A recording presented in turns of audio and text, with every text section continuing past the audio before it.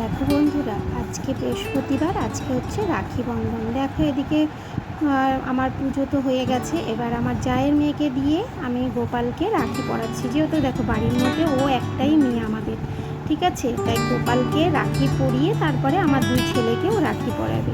ওর দুটো দাদাই আছে, আর আমার ছেলেকে রাখি পরবে বলো? আমার তো আর মেয়ে নেই, তা আমার জায়ের মেয়েই হচ্ছে আমাদের মেয়ে। তা যাই হোক, রাখি ওকে পরিয়ে নিল। তা আমি বললাম, কি রে রাখি পরাচ্ছিস, এদেরকে গিফট দিবি না? তা বলছি যে পরে দেবো বম্মা। তা যাই হোক, ওর জেঠু বলছে তোমার আর খেয়ে দিয়ে কাজ নেই। আমি থেকে তুমি চুপ করো, দেখো না কি সুন্দর করে রাখিগুলো পরাচ্ছে। যাই হোক, ওদেরকে পরিয়ে নিল। বন্ধুদেরকে একটাই অনুরোধ করব, আমার ভিডিওটা যদি ভালো লাগে তোমরা একটা লাইক কমেন্ট শেয়ার অবশ্যই করো, আর কেউ স্কিপ করে চলে যাবে না, ভিডিওটা পুরোটা দেখো। আশা করি তোমাদের ভালো লাগবে। যদি ভিডিওটা পুরোটাই না দেখলে তাইলে তোমরা বুঝলে কি করে যে আমি একটা ভিডিও বানাতে আমাদের কিন্তু প্রচুর কষ্ট হয়, অনেক কিছু অনেক মানে করতে হয়। তোমরা সবাই ভিডিও করো, সবাই জানো একটা ভিডিওকে কতবার ডিলিট করতে হয়, কতবার সেটাকে সাজাতে হয়, অনেক পরিশ্রম করতে হয়। তারপর দেখো এবারে পূর্ণিমা পুজো হয়েছে, সব গুছানো। পূর্ণিমা ছিল সেদিনকে, তো ঘরে একটুখানি সিন্নি ঠাকুরকে প্রসাদ টোসাদ দিয়েছিলাম।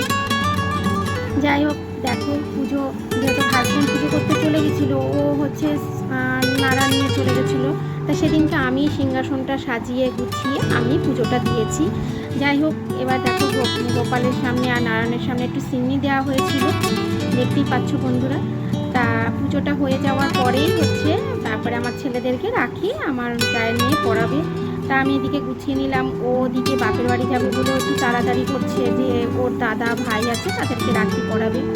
আমার তো আর ভাই এখানে নেই, আমার ভাই রয়েছে বাংলাদেশে, আর আমার ভাইয়েরও হচ্ছে জন্মদিন রয়েছে, সেটাও বন্ধুদের সঙ্গে আমি শেয়ার করব, তোমরা দেখতে পাবে এই ভিডিওর মাধ্যমেই, সেখানেই আছে। ওই জন্যই বলছি তোমরা কেউ স্কিপ করে চলে যাবে না, ভিডিওটা দেখার খুব মানে তোমাদেরকে অনুরোধ করছি, ভিডিওটা দেখো, ঠিক আছে? আশা করি হয়তো তোমাদের কাছে ভালোই লাগবে, খারাপ কিছুই লাগবে না। আর দেখো এদিকে পুজো কমপ্লিট, মানে আমার দেয়া কমপ্লিট, সব গুছিয়ে দিয়েছি, মানে হাজব্যান্ড করে রেখে গেছে। আমি এবারটা সিংহাসনটা সাজিয়ে নেব, মানে ও হচ্ছে এগুলোকে করে রেখে গেছে, আর আমি এবার ফুল দিয়ে সিংহাসনটাকে সাজাবো। দেখো গাছে কত ফুল হয়েছিল। দেখো এখানে আমার দুই ছেলে বসে আছে, কালো গেঞ্জি পরাটা আমার ছোট ছেলে, গোলাপি গেঞ্জিটা আমার বড় ছেলে। আমার দুই ছেলে কিন্তু ক্যামেরার সামনে আসতে চায় না। তা যাই হোক, আমি ভিডিও করছি বলে ওরা খুব মুখ করছে, আর ওটা হচ্ছে আমাদের পাশের বাড়ি জায়ের ছেলে। তা যাই হোক, আমার জায়ের মেয়ে এবার আমার বড় ছেলেকে দেওয়ার পরে এবার আমার ছোট ছেলেকে দেবে। আমার ছোট ছেলে বারে বারে বলছে, মা ক্যামেরাটা বন্ধ করো, ক্যামেরা বন্ধ করো। আমি বলছি দাঁড়া না, একটুখানি তো তুলবো তোদেরকে। যাই হোক দেখো, আর ও তো রাখি বাঁধতে পারে না, তাই পায়েলকে বললাম, পায়েল তুমি এবার গিফটটা দিয়ে দাও। তাই পায়েল আবার গিফটটা দিয়েছে, মানে ও কতক্ষণে খাবে বুঝতে পেরেছো, মানে ওর খিদে পেয়ে গেছে। আর আমার বড় ছেলে একটু লেট করেই ঘুম থেকে ওঠে, তখন 10:30 এরকম বাজে।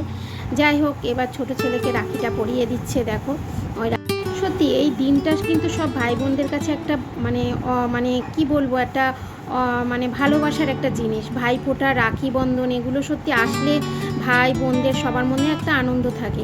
কিন্তু আমি কি বলো তো, আমার ভাই ওরা থাকে বাংলাদেশে, আমি তো যেতে পারি না, ওর জন্য আমি এখানে আমার মাসির ছেলেরা আছে তাদেরকেও আমি ফোঁটা দিই না, যে আমার ভাইকে আমি দিতে পারি না। তো যাই হোক, এবার হচ্ছে ওদেরকে আশীর্বাদ করছে। আমার বড় ছেলে তো খেতে বসে গেছে, যেহেতু ও আবার একটুখানি বেরোবে তার জন্য। আর এদিকে ছোট ছেলেকে দিচ্ছে, দেখতেই পাচ্ছ।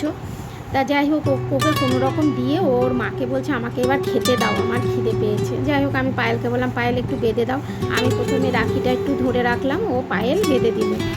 যাই হোক, এইবার খুশির একটা দিন, কিন্তু আমার সেই দিনগুলো আমি করতে পারি না। জানি না কবে সেই দিনটা আবার আসবে যে এক জায়গায় দুই ভাইকে পাবো, দুই ভাইকে আমি রাখি পরাবো, ফোঁটা দেবো। আমি ওদের বড়, আমি দিদি, আর আমার দুই ভাই, আমরা দুই ভাই বোন।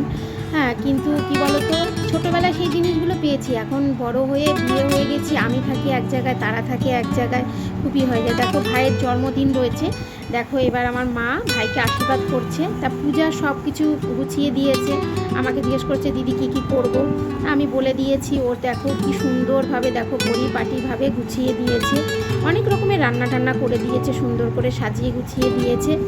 কারণ আমার মা সেরকম পারে না, তো মার শরীরটাও ভালো না। আর ওর ছেলের জন্য আলাদা করে থাল সাজাতে হয়েছে, কেননা ওর ছেলে জানে ওর বার্থডে, ঠিক আছে। মানে ও যদি বলা হতো যে ওর বাবার বার্থডে, তাহলে ওর বায়নার শেষ ছিল না। তার জন্য দেখো সুন্দর করে সাজিয়ে দিয়েছে।